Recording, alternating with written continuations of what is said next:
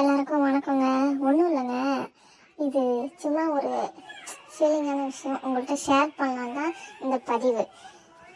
ரீசெண்டாக விஜய் டிவியில் நீயா நானா ஷோவில் வந்து 2க்கும் மேற்பட்ட வேலைகளை செய்து பிள்ளைகளை படிக்க வைக்கும் அம்மாக்கள் பிள்ளைகள் அதை பார்த்தேன்.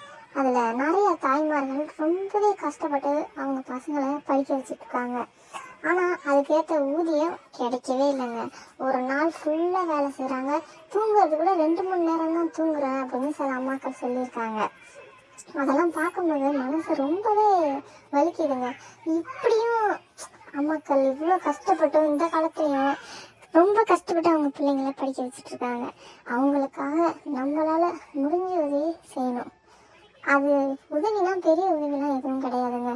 அவங்களுக்கு நம்ம செய்கிற ஒரே ஒரு உதவி அவங்க பேரை காப்பாற்றணும். அவங்க நம்மளை எதை நினச்சி படிக்க வச்சாங்களோ அதுதான் ஆகணும்.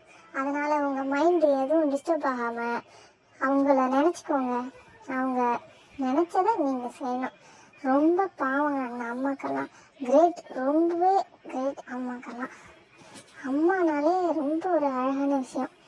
அம்மா கஷ்டப்படுறத பார்க்கவே முடியல. அந்த கஷ்டத்தை நினச்சாலே கண்ணுலேருந்து தண்ணி வருதுங்க. ஓகே, அதான் வேற ஒன்றும் இல்லைங்க. பார்த்துக்கோங்க அம்மாவை பத்திரமா.